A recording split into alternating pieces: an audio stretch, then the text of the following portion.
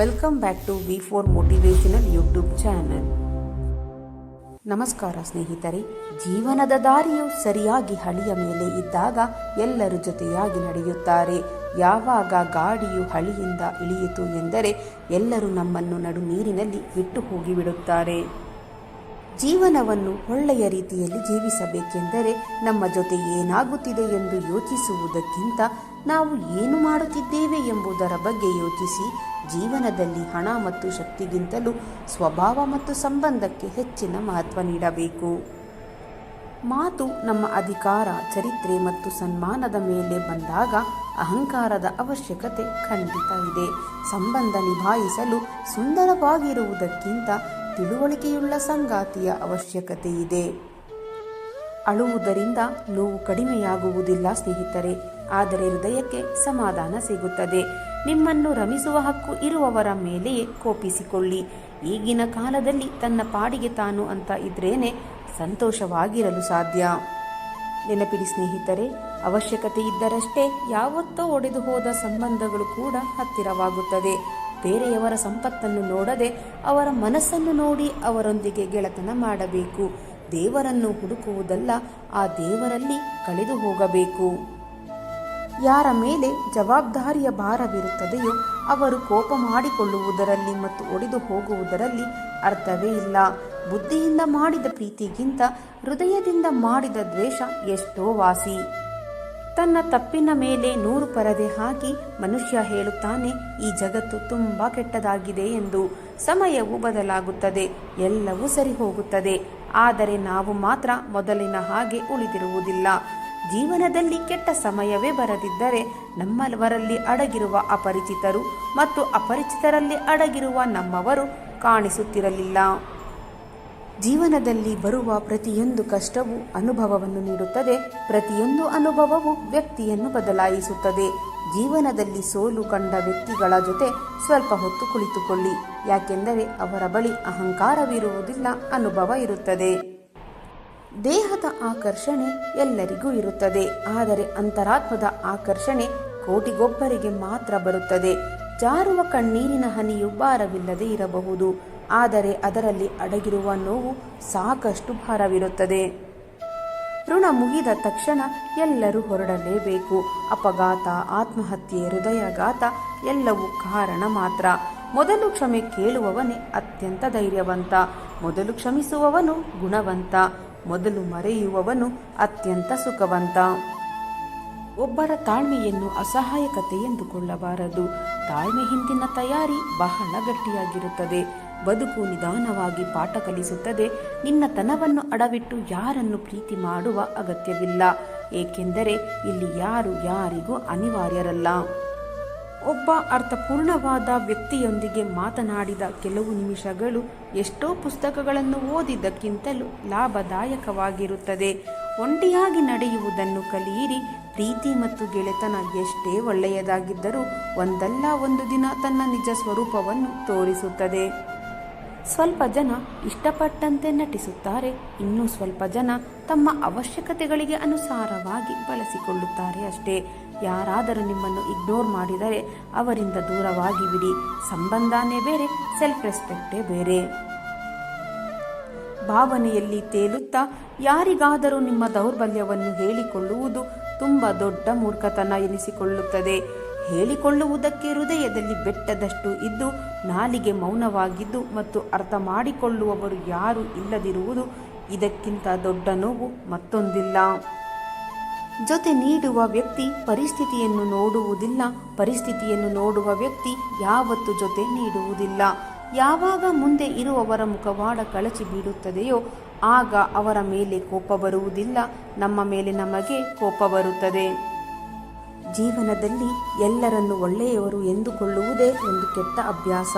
ದುಬಾರಿ ಬಟ್ಟೆ ಶರೀರವನ್ನು ಮುಚ್ಚಬಹುದು, ಆದರೆ ಚಿಲ್ಲರೆ ಬುದ್ಧಿ ಮಾತ್ರ ಕಾಣಿಸುತ್ತದೆ. ಎಲ್ಲಿ ಸತ್ಯವಿರುತ್ತದೆಯೋ ಅಲ್ಲಿ ಹಠ ಇರುತ್ತದೆ. ಎಲ್ಲಿ ಪ್ರಾಮಾಣಿಕತೆ ಇರುತ್ತದೆಯೋ ಅಲ್ಲಿ ಒಳ್ಳೆಯ ನಡವಳಿಕೆ ಇರುತ್ತದೆ. ಎಲ್ಲಿ ಹೆಚ್ಚು ಪ್ರೀತಿ ಇರುತ್ತದೆಯೋ ಅಲ್ಲೇ ಕೋಪ ಹೆಚ್ಚಾಗಿ ಇರುತ್ತದೆ. ನಾಳೆ ಎಂಬುದು ಶತ್ರು, ಇವತ್ತು ಎಂಬುದು ಸಂಬಂಧಿಕರು, ಈಗ ಎಂಬುದೇ ಮಿತ್ರ, ಈ ಕ್ಷಣ ಎಂಬುದೇ ಜೀವನ. ನಮ್ಮ ಗಮನ ಯಾವಾಗಲೂ ನಮ್ಮ ಗುರಿಯ ಕಡೆ ಇರಬೇಕೇ ಹೊರತು ನಮ್ಮನ್ನು ಗುರಾಯಿಸುವವರ ಕಡೆಯಲ್ಲ. ಬಯಸಿದ್ದು ಸಿಗಬೇಕಾದರೆ ಯೋಗವಿರಬೇಕು, ಸಿಕ್ಕಿದ್ದನ್ನು ಉಳಿಸಿಕೊಳ್ಳಲು ಯೋಗ್ಯತೆ ಇರಬೇಕು. ನಮ್ಮನ್ನು ಇಷ್ಟಪಡುವವರು ನಮ್ಮಲ್ಲಿ 1000 ತಪ್ಪುಗಳು ಕಂಡರೂ ಕೈ ಹಿಡಿಯುತ್ತಿದ್ದಲು ಬಯಸುತ್ತಾರೆ. ಆದರೆ ನಮ್ಮನ್ನು ಇಷ್ಟಪಡದೇ ಇರುವವರು ನಮ್ಮಲ್ಲಿ 1000 ಒಳ್ಳೆ ಗುಣಗಳು ಇದ್ದರೂ ಒಂದೇ ಒಂದು ತಪ್ಪು ಕಂಡು ಹಿಡಿದು ದೂರ ಹೋಗುತ್ತಾರೆ. ಜೀವನದಲ್ಲಿ ಒಬ್ಬ ವ್ಯಕ್ತಿ ಅಭ್ಯಾಸವಾಗಿ ಬಿಡುವುದು ತುಂಬ ಭಯಾನಕ ಅಭ್ಯಾಸಗಳಲ್ಲೇ ಒಂದು. ಯಾರನ್ನು ತುಂಬ ಇಷ್ಟಪಡುವುದರಿಂದ ಪ್ರೀತಿ ದೊರೆಯುವುದಿಲ್ಲ, ಅದಕ್ಕೆ ಬ್ಯಾಂಕ್ ಬ್ಯಾಲೆನ್ಸ್ ಇರಬೇಕಾಗುತ್ತದೆ. ಯಾರು ಜೀವನದಲ್ಲಿ ನಿಮ್ಮನ್ನು ಪ್ರತಿ ಬಾರಿ ಅವಮಾನ ಮಾಡಲಾಗುತ್ತದೆಯೋ ಅವರ ಜೀವನದಲ್ಲಿ ನಿಮ್ಮ ಹೆಜ್ಜೆ ಗುರುತು ಇಲ್ಲದ ಹಾಗೆ ದೂರವಾಗಿ ಬಿಡಿ. ಒಂದು ವೇಳೆ ನಿಮ್ಮ ಕನಸಿನಲ್ಲಿ ಯಾವುದಾದರೂ ವ್ಯಕ್ತಿ ಪದೇ ಪದೇ ಕಾಣಿಸಿಕೊಳ್ಳುತ್ತಿದ್ದರೆ ಇದರ ಅರ್ಥ ಅವರು ನಿಮ್ಮನ್ನು ಮಿಸ್ ಮಾಡಿಕೊಳ್ಳುತ್ತಿದ್ದಾರೆ ಮತ್ತು ಅವರು ನಿಮ್ಮನ್ನು ನೋಡಲು ಬಯಸುತ್ತಿದ್ದಾರೆ ಎಂದು. ಕೋಟಿ ಇದ್ದರೇನು, ಮಾನವೀಯತೆಯ ಮೌಲ್ಯವಿಲ್ಲದ ಜೀವನ ನಿರರ್ಥಕ. ಜೀವನವೆಂಬುದು ಕೇವಲ ಹಣದಿಂದ ಸಾಗುವ ದೋಣಿಯಲ್ಲ, ಅದಕ್ಕೆ ಮಾನವೀಯತೆ ಎಂಬ ನಾವಿಕ ಮತ್ತು ದಾನ ಧರ್ಮ ಎಂಬ ಹುಟ್ಟು ಅಗತ್ಯ. ನಾಲಿಗೆಗೆ ಎಲುಬಿಲ್ಲ ನಿಜ, ಆದರೆ ಇದು ಬಾಣವಾಗಿ ಯಾರ ಹೃದಯವನ್ನಾದರೂ ಸೀಳಬಹುದು. ಕೋಪ ಅರ್ಥವಾದಷ್ಟು ಕಾಳಜಿ ಅರ್ಥವಾದರೆ ಯಾವ ಸಂಬಂಧದಲ್ಲಿಯೂ ಬಿರುಕುಗಳು ಮೂಡುವುದಿಲ್ಲ. ಸೌಂದರ್ಯಕ್ಕೆ ಬಹಳ ಬೇಗ ಮರುಳಾಗಿ ಬಿಡುತ್ತೇವೆ, ಆದರೆ ಬಾಳಬೇಕಾಗಿರುವುದು ವ್ಯಕ್ತಿತ್ವದ ಜೊತೆಗೆ ಎಂಬ ವಾಸ್ತವವನ್ನು ಮರೆತೇ ಬಿಡುತ್ತೇವೆ. ಕೆಲವೊಮ್ಮೆ ನೀವು ಯೋಚನೆ ಮಾಡದೆ ಹೇಳುವ ಒಂದೊಂದು ಮಾತು ನಿಮ್ಮನ್ನು ಒಂದೊಂದು ನಿಮಿಷವೂ ಯೋಚನೆ ಮಾಡಿಸುವಂತೆ ಮಾಡುತ್ತದೆ. ಕಷ್ಟಗಳು ನಿಮಗೆ ಎದುರಾದಷ್ಟು ನೀವು ಬಲಿಷ್ಠರಾಗುತ್ತೀರಿ. ಹಾಗೆಯೇ ಕಷ್ಟಗಳನ್ನು ತುಂಬ ಹೃದಯದಿಂದ ಸ್ವಾಗತಿಸಿ. ಸಾಧನೆ ಇಲ್ಲದೆ ಸತ್ತರೆ ಸಾವಿಗೆ ಅವಮಾನ, ಆದರ್ಶವಿಲ್ಲದೆ ಬದುಕಿದರೆ ಬದುಕಿಗೆ ಅವಮಾನ. ಜೀವನದಲ್ಲಿ ಗರ್ವ ಮತ್ತು ಅಹಂ ಇವೆರಡು ಸತ್ಯವನ್ನು ಎಂದಿಗೂ ಸ್ವೀಕರಿಸುವುದಿಲ್ಲ. ಉಪದೇಶಗಳಿಗಿಂತ ಆಪತ್ಕಾಲದಲ್ಲಿ ಮಾಡಿದ ಒಂದು ಸಹಾಯ ಶ್ರೇಷ್ಠವಾದದ್ದು. ಹೆಣ್ಣು ಅನುಮಾನ ಪಟ್ಟರೆ ಜಗಳದಲ್ಲಿ ಮುಗಿಯುತ್ತದೆ, ಅದೇ ಗಂಡು ಅನುಮಾನ ಪಟ್ಟರೆ ಜೀವಮಾನವೇ ಮುಗಿಯುತ್ತದೆ. ಜೀವನದಲ್ಲಿ ಒಬ್ಬರಿಗೆ ನೀವು ಎಲ್ಲಿಯವರೆಗೆ ಉಪಯೋಗಕ್ಕೆ ಬರುತ್ತೀರೋ ಅಲ್ಲಿಯವರೆಗೆ ನಿಮ್ಮನ್ನು ಪ್ರೀತಿಸುತ್ತಾರೆ. ಸಮಸ್ಯೆಗಳ ಆಯಸ್ಸು ತುಂಬ ಕಡಿಮೆ ಹಾಗೂ ನಮ್ಮ ಜೀವನದ ಪುಟದಲ್ಲಿ ಅನುಭವದ ಸಹಿ ಹಾಕಿ ಹೊರಟು ಹೋಗುತ್ತದೆ. ಮನಃಶಾಂತಿ ಇಲ್ಲದ ಸಂಪತ್ತು, ಆರೋಗ್ಯವಿಲ್ಲದ ಆಯಸ್ಸು, ಅರ್ಥ ಮಾಡಿಕೊಳ್ಳದ ಸಂಬಂಧ, ಅಕ್ಕರೆ ಇಲ್ಲದ ಬರೀ ವ್ಯಾವಹಾರಿಕ ಸ್ನೇಹ ಇವುಗಳು ಇದ್ದರೆಷ್ಟು ಬಿಟ್ಟರೆಷ್ಟು. ಅಪರಿಚಿತರ ಗೆಳೆತನ ಕಷ್ಟವಲ್ಲ, ಆದರೆ ಇರುವ ಗೆಳೆಯರು ಅಪರಿಚಿತರಾಗದಂತೆ ನೋಡಿಕೊಳ್ಳುವುದು ದೊಡ್ಡದು. ನಿಮ್ಮ ಸಮಯವನ್ನು ಯೋಗ್ಯತೆ ಇರುವವರಿಗೆ ಮಾತ್ರ ಮೀಸಲಿಡಿ. ವಿದ್ಯೆ ಮುಂದೆ ದುಡ್ಡು ದೊಡ್ಡಸ್ತಿಕೆ ಏನೂ ನಡೆಯುವುದಿಲ್ಲ. ಹಣೆ ಬರಹಕ್ಕೆ ಎಲ್ಲರೂ ದಾಸರಾಗಬೇಕಷ್ಟೇ. ಯಾರೋ ಒಬ್ಬ ಒಳ್ಳೆಯ ವ್ಯಕ್ತಿಯ ಮನಸ್ಸನ್ನು ಒಡೆದು ಮೂರನೇ ವ್ಯಕ್ತಿ ಕಡೆಗೆ ಸಂತೋಷ ಬಯಸಿ ಹೋದರೆ ಅಲ್ಲಿ ಅವರಿಗೆ ಮೋಸವೇ ಸಿಗುವುದು ಹೊರತು ಪ್ರೀತಿಯಲ್ಲ. ನಾವು ಯಾರಿಗಾದರೂ ಕೆಲವು ಸಮಯದವರೆಗೆ ಅಷ್ಟೇ ಸ್ಪೆಷಲ್ ಆಗಿರುತ್ತೇವೆ ಸ್ನೇಹಿತರೆ. ಒಮ್ಮೆ ನಮ್ಮ ಮೇಲೆ ಅವರಿಗೆ ಇಂಟ್ರೆಸ್ಟ್ ಮುಗಿಯಿತು ಎಂದರೆ ನಾವು ಅವರಿಗೆ ಭಾರವೆನಿಸಲು ಶುರುವಾಗುತ್ತೇವೆ. ಜೀವನದ ಕೊನೆಯ ನಿಲ್ದಾಣ ಅದು ಆ ದೇವರ ಮನೆ ಎಂದು ಹೇಳುತ್ತಾರೆ. ಅದಕ್ಕೆ ಓ ಮನುಷ್ಯ, ಏನಾದರೂ ಒಳ್ಳೆ ಕೆಲಸ ಮಾಡು.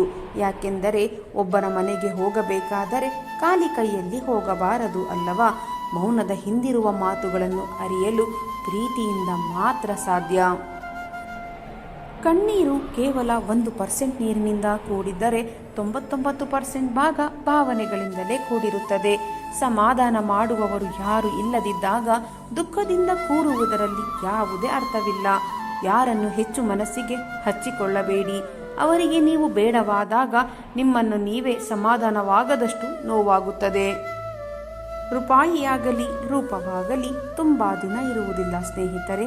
ಮನುಷ್ಯರ ಒಳ್ಳೆಯತನ ಎನ್ನುವುದು ಮಾತ್ರ ಶಾಶ್ವತ. ವ್ಯಕ್ತಿಯನ್ನು ನೋಡಿ ಮಾಡುವ ಸ್ನೇಹಕ್ಕಿಂತ ವ್ಯಕ್ತಿತ್ವವನ್ನು ನೋಡಿ ಮಾಡುವ ಸ್ನೇಹ ಶಾಶ್ವತ. ಅತಿಯಾಗಿ ಯೋಚಿಸುವುದನ್ನು ಬಿಟ್ಟು ಬಿಡಬೇಕು. ಜೀವನದಲ್ಲಿ ಏನಾಗುತ್ತದೆಯೋ ಆಗಲಿ, ಬಂದದ್ದನ್ನು ಎದುರಿಸಲು ಸಿದ್ಧರಾಗಬೇಕು. ಜೀವನದಲ್ಲಿ ನಂಬಿಕೆಗೆ ಯೋಗ್ಯರಲ್ಲದವರ ಬಳಿ ಅಸಮಾಧಾನ ತೋಡಿಕೊಳ್ಳಬೇಡಿ. ಆರೋಗ್ಯವೇ ಅತಿ ದೊಡ್ಡ ಉಡುಗೊರೆ, ನೆಮ್ಮದಿಯೇ ಮಹಾ ಸಂಪತ್ತು, ನಂಬಿಕೆಯೇ ನಿಜವಾದ ಸಂಬಂಧ. ಜೀವನದ ಅನುಭವವು ಒಂದು ಪಾಠವನ್ನು ಕಲಿಸಿದೆ. ತೀರ ಆಳವಾದ ನೋವನ್ನು ನಮ್ಮವರೇ ನಮಗೆ ಕೊಟ್ಟಿರುತ್ತಾರೆ ಎಂದು. ನಮ್ಮವರೇ ನಮಗೆ ಕಲಿಸಿಕೊಟ್ಟಿದ್ದಾರೆ, ಇಲ್ಲಿ ಯಾರು ನಮ್ಮವರಲ್ಲ ಎಂದು. ಸಂಬಂಧವನ್ನು ಬೆಸೆದು ಏನು ಪ್ರಯೋಜನ? ಮುಂದೆ ಇರುವವರಿಗೆ ಅದನ್ನು ನಿಭಾಯಿಸುವ ಮನಸ್ಸಿಲ್ಲದ ಮೇಲೆ ನೀವು ಇಲ್ಲದೆ ಅವರು ಸಂತೋಷವಾಗಿರುತ್ತಾರೆ ಎಂದರೆ ಇರಲಿ ಬಿಡಿ. ಅವರ ಹಿಂದೆ ಬಿದ್ದು ನಿಮ್ಮ ಆತ್ಮಗೌರವವನ್ನು ಕಳೆದುಕೊಳ್ಳಬೇಡಿ. ನಿಮ್ಮ ಜೀವನದಲ್ಲಿ ಯಾರು ನಿಮ್ಮನ್ನು ಬಿಟ್ಟು ಹೋಗುತ್ತಿದ್ದಾರೋ ಹೋಗಲು ಬಿಡಿ. ಒಂದು ವೇಳೆ ನಿಂತರೂ ಮುಂದೆ ಒಂದಲ್ಲ ಒಂದು ದಿನ ಬಿಟ್ಟು ಹೋಗಿಯೇ ಹೋಗುತ್ತಾರೆ. ಸತ್ಯವು ಯಾವಾಗಲೂ ಮೌನವಾಗಿರುವವರ ಒಳಗೆ ಸಿಗುತ್ತದೆ. ಸುಳ್ಳು ಮಾತನಾಡುವವರು ತುಂಬ ಚೀರಾಡುತ್ತಿರುತ್ತಾರೆ. ಜೀವನದಲ್ಲಿ ಒಂದು ವೇಳೆ ಅದೃಷ್ಟ ನಿಮ್ಮ ಕೈ ಹಿಡಿಯಲಿಲ್ಲವೆಂದರೆ ತಿಳಿದುಕೊಂಡು ಬಿಡಿ, ನಿಮ್ಮ ಪರಿಶ್ರಮವೇ ನಿಮ್ಮ ಕೈ ಹಿಡಿಯುತ್ತದೆ ಎಂದು. ತುಂಬ ಪ್ರಾಮಾಣಿಕ, ಸರಳ ಮತ್ತು ನಿಷ್ಠಾವಂತರಾಗಿರುತ್ತೀರೋ ಅಷ್ಟೇ ಬೇಗ ಜನರು ನಿಮ್ಮನ್ನು ಲೂಟಿ ಮಾಡಿಬಿಡುತ್ತಾರೆ ಮತ್ತು ಅಷ್ಟೇ ಬೇಗ ಮೋಸ ಕೂಡ ಹೋಗುತ್ತೀರಿ. ಯಾರ ಸಮಯವು ಸರಿ ಇಲ್ಲವೋ ಅವರ ಜೊತೆಯಲ್ಲಿ ನಿಲ್ಲಿ ಮತ್ತು ಯಾರ ನಿಯತ್ತು ಸರಿ ಇಲ್ಲವೋ ಅವರಿಂದ ಆದಷ್ಟು ದೂರವಿರಿ. ಜೀವನ ಚಿಕ್ಕದಾಗಿಲ್ಲ. ಜನ ತುಂಬ ಲೇಟಾಗಿ ಬದುಕಲು ಶುರು ಮಾಡುತ್ತಾರೆ. ಸರಿಯಾದ ಹಾದಿ ಏನು ಎಂದು ಗೊತ್ತಾಗುವಷ್ಟರಲ್ಲಿ ಹೋಗುವ ಸಮಯ ಬಂದೇ ಬಿಟ್ಟಿರುತ್ತದೆ. ಗಾಳಿ ಒಂದೇ ದಿಕ್ಕಿನಲ್ಲಿ ಬೀಸುವುದಿಲ್ಲ, ಅದು ಕಾಲ ಕಾಲಕ್ಕೆ ಬದಲಾಗುತ್ತದೆ. ಅದೇ ರೀತಿ ವ್ಯಕ್ತಿಯ ಭವಿಷ್ಯವು ಕಾಲ ಕಾಲಕ್ಕೆ ಬದಲಾಗುತ್ತದೆ. ಅದಕ್ಕಾಗಿಯೇ ಸಮಯಗಳು ಕೆಟ್ಟದ್ದಾಗಿದ್ದರೆ ಚಿಂತಿಸಬೇಡಿ, ಸರಿಯಾದ ಸಮಯಕ್ಕಾಗಿ ಕಾಯಿರಿ, ಏಕೆಂದರೆ ಕಾಲಗಳು ಖಂಡಿತವಾಗಿಯೂ ಬದಲಾಗುತ್ತದೆ. ನೆನಪಿಡಿ, ನಿಮ್ಮ ಜೀವನದ ಮೇಲೆ ಎಂದಿಗೂ ಕೋಪಗೊಳ್ಳಬೇಡಿ, ಏಕೆಂದರೆ ಅನೇಕ ಜನರು ನಿಮ್ಮಂತೆ ಜೀವನವನ್ನು ನಡೆಸುವ ಕನಸನ್ನು ಕಾಣುತ್ತಾರೆ.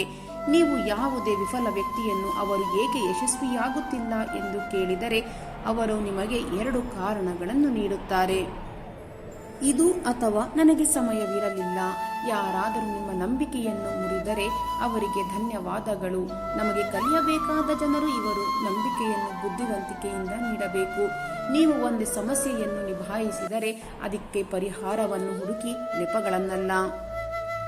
ಜೀವನದಲ್ಲಿ ನೀವು ಯಾರನ್ನಾದರೂ ಪ್ರೀತಿಸಿದಾಗ ನೀವು ಸರಿಯಾಗಿದ್ದರೆ ನೀವು ಕೋಪಗೊಳ್ಳುವ ಅಗತ್ಯವಿಲ್ಲ ಮತ್ತು ನೀವು ತಪ್ಪಾಗಿದ್ದರೆ ಕೋಪಗೊಳ್ಳುವ ಹಕ್ಕನ್ನು ಹೊಂದಿಲ್ಲ. ನಿಮ್ಮ ಎಲ್ಲ ಸಮಯವನ್ನು ನಿಮ್ಮನ್ನು ಸುಧಾರಿಸಿಕೊಳ್ಳಲು ಕಲಿಯಿರಿ, ಏಕೆಂದರೆ ಈಗ ಸಂಬಂಧಗಳು ಜನರೊಂದಿಗೆ ಅಲ್ಲ, ಹಣದೊಂದಿಗೆ ಬೆಸೆದಿದೆ. ಯಾವಾಗಲೂ ಫಲ ನೀಡುವ ವ್ಯಕ್ತಿಯು ಕಷ್ಟಗಳನ್ನು ಎದುರಿಸಬೇಕಾಗುತ್ತದೆ, ಏಕೆಂದರೆ ಒಂದು ಮರ ಮಾತ್ರ ಕಲ್ಲುಗಳ ಭಾರವನ್ನು ಹೊರಬೇಕಾಗುತ್ತದೆ. ಶಿಕ್ಷಣವನ್ನು ಕತೆಗಳಿಂದ ಪಡೆಯಬಹುದು, ಆದರೆ ಮೌಲ್ಯಗಳನ್ನು ಯಾವಾಗಲೂ ಮನೆಯಿಂದಲೇ ಕಲಿಯಬೇಕಾಗುತ್ತದೆ. ಸ್ನೇಹಿತರೆ, ಇಂದಿನ ಈ ನನ್ನ ವಿಡಿಯೋ ನಿಮ್ಮ ಮನಸ್ಸಿಗೆ ಸ್ವಲ್ಪವಾದರೂ ಪ್ರೇರಣೆ ನೀಡಿದ್ದರೆ ದಯವಿಟ್ಟು ಒಂದು ಲೈಕ್ ಮಾಡಿ, ಶೇರ್ ಮಾಡಿ. ನಿಮ್ಮ ಅಭಿಪ್ರಾಯವನ್ನು ಕಾಮೆಂಟ್ ಬಾಕ್ಸ್ನಲ್ಲಿ ಹಂಚಿಕೊಳ್ಳಿ. ನನ್ನ ಪ್ರಯತ್ನ ನಿಮಗೆ ಇಷ್ಟವಾಗಿದ್ದರೆ ದಯವಿಟ್ಟು ಈಗಲೇ ನನ್ನ ಚಾನಲನ್ನು ಸಬ್ಸ್ಕ್ರೈಬ್ ಮಾಡಿಕೊಳ್ಳಿ. ಹಾಗೆಯೇ ಹೈಪ್ ಬಟನ್ ಮೇಲೆ ಕ್ಲಿಕ್ ಮಾಡುವುದರ ಮೂಲಕ ನಿಮ್ಮ ಬೆಂಬಲ ನೀಡಿ. ನಿಮ್ಮ ಬೆಂಬಲವೇ ನನ್ನ ಶಕ್ತಿ. ಮತ್ತೆ ಮುಂದಿನ ವಿಡಿಯೋದಲ್ಲಿ ಇದೇ ರೀತಿಯ ಹೊಸ ಮೋಟಿವೇಶನಲ್ ಮಾಹಿತಿಯೊಂದಿಗೆ ಭೇಟಿಯಾಗೋಣ. ಅಲ್ಲಿಯವರೆಗೆ ಸಕಾರಾತ್ಮಕವಾಗಿ ಯೋಚಿಸಿ, ಸಂತೋಷವಾಗಿ ಬಾಳಿರಿ. ಧನ್ಯವಾದಗಳು.